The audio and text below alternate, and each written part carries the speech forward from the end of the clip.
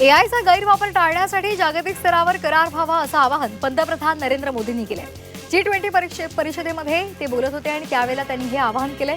सध्या एआयचे गैरवापर वाढलेले आहेत, त्यामुळे अनेक अनुचित प्रकार सुद्धा घडतायत, म्हणून यावर करार करण्याचं आवाहन मोदींनी केलंय। मुंबईमध्ये काल टीईटीची परीक्षा पार पडली। परीक्षेला 11,000 शिक्षकांनी हजेरी लावली। बायोमेट्रिक हजेरी आणि कडक तपासणीमुळे परीक्षा शिस्तबद्ध वातावरणात झाली। भरारी पथकांचं सुद्धा सतत परीक्षा केंद्रांवर लक्ष होतं।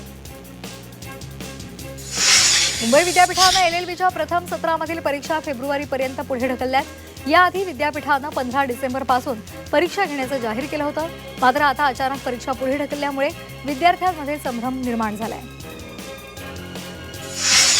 परभणीमधील विविध केंद्रांवर महाराष्ट्र शिक्षक पात्रता परीक्षा पार पडली। या परीक्षेला जिल्ह्यामधून तब्बल 10,408 शिक्षकांनी हजेरी लावली। पहिल्या पेपरसाठी 4,948 परीक्षार्थींची नोंदणी झाली होती। यापैकी 4,641 जणांनी प्रत्यक्ष परीक्षा दिली।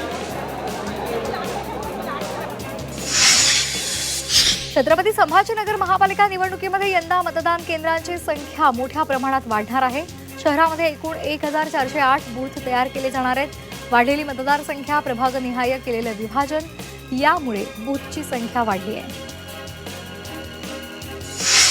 उपमुख्यमंत्री एकनाथ शिंदे आज नाशिक जिल्ह्याच्या दौऱ्यावर आहेत। नगरपालिका निवडणुकीसाठी महायुतीच्या उमेदवारांच्या प्रचार सभा आयोजित करण्यात आल्या आहेत। सटाणा, मनमाड, सिन्नरमध्ये त्यांच्या सभा पार पडणार आहेत। जुन्नर नगर परिषद निवडणुकीसाठी राष्ट्रवादीनं प्रचाराचा नारळ फोडला। माजी आमदार अतुल बेनके आणि नगराध्यक्षपदाच्या उमेदवार स्नेहल खोत यांच्या हस्ते प्रचाराचा शुभारंभ झाला। हजूर नगर परिषद निवडणुकीमध्ये राष्ट्रवादीनं प्रचाराचा नारळ फोडलाय। आमदार माऊली कटके यांच्या हस्ते हा प्रचाराचा शुभारंभ झालेला आहे। यावेळी शहरातून रॅली काढत मतदारांशी संवाद साधण्यात आला। शिवसेनेनं विविध जिल्ह्यांच्या संपर्क प्रमुखांच्या नियुक्त्या जाहीर केलेल्या आहेत। जालना जिल्ह्यात संपर्क प्रमुखपदी आमदार अर्जुन खोतकर आणि माजी नगराध्यक्ष भास्कर अंबेकर यांची नियुक्ती झालेली आहे। उपमुख्यमंत्री एकनाथ शिंदेंच्या आदेशावरून या नियुक्त्या केल्याचं सचिव संजय मोरे यांनी सांगितलंय।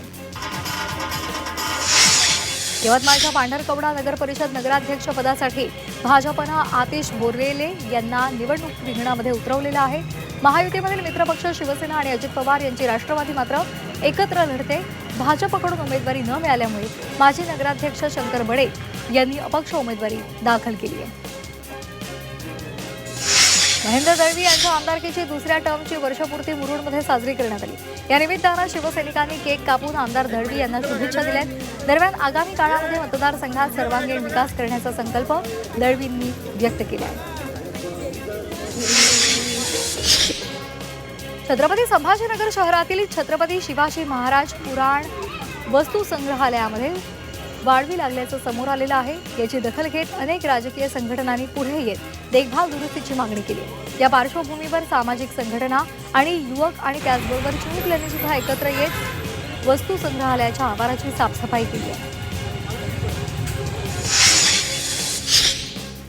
यंदा पेरणीमध्ये 4 लाख हेक्टरीची घट झालेली आहे, त्यामुळे राज्यामध्ये पेरणीचा वेग अपेक्षेपेक्षा मंदावलेला आहे। यंदाच्या रब्बी हंगामाला उशिरा सुरुवात झाल्याचा हा परिणाम आहे आणि त्यामुळे कमी क्षेत्रावर पेरणी झाली आहे। सोलापूरच्या अक्कलकोटमध्ये कांद्याला योग्य भाव मिळत नसल्यामुळे शेतकऱ्यांना कांद्यावर रोटावेटर फिरवला।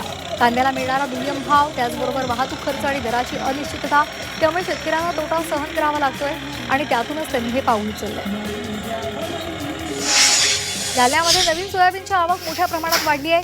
नांदेड अंतर्गत आतापर्यंत 400 पेक्षा अधिक शेतकऱ्यांनी नोंदणी केली आहे। जालना जिल्ह्यामध्ये हेक्टरी मर्यादा 6 क्विंटल प्रमाणे निश्चित केल्यामुळे एका शेतकऱ्यानं एका दिवसात 40 क्विंटलपेक्षा अधिकची खरेदी करता येणार नाही असं म्हटलं।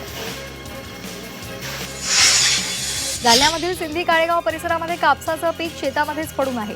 फुटलेल्या कापसाला वेचण्यासाठी मजूर मिळत नसल्यामुळे पीक शेतामध्ये पडून आहे, त्यामुळे शेतकरी चिंताग्रस्त झालेले आहेत। रामनगर गावाकडून महिला मजूर आणावे लागत आहेत। छत्रपती संभाजीनगरच्या घोसलामध्ये सुमारे 50 क्विंटल मक्याच्या गंजीला अज्ञातांनी आग लावलेली आहे। ग्रामस्थांनी आग विझवण्याचा प्रयत्न केला, मात्र संपूर्ण मका जळून गेला। यामध्ये शेतकऱ्यांचं लाखो रुपयांचं नुकसान झालेलं असून पोलिसांकडून अधिक तपास सुरू आहे। छत्रपती संभाजीनगरमध्ये मोसंबीचे भाव अचानक कोसळल्यामुळे शेतकरी पुन्हा एकदा आर्थिक संकटात सापडलाय। प्रति टन 40 ते 50 हजारांची घसरण झाली आहे। मोसंबीला कवडी मोल भाव मिळत असल्यामुळे शेतकरी हतबल झालाय।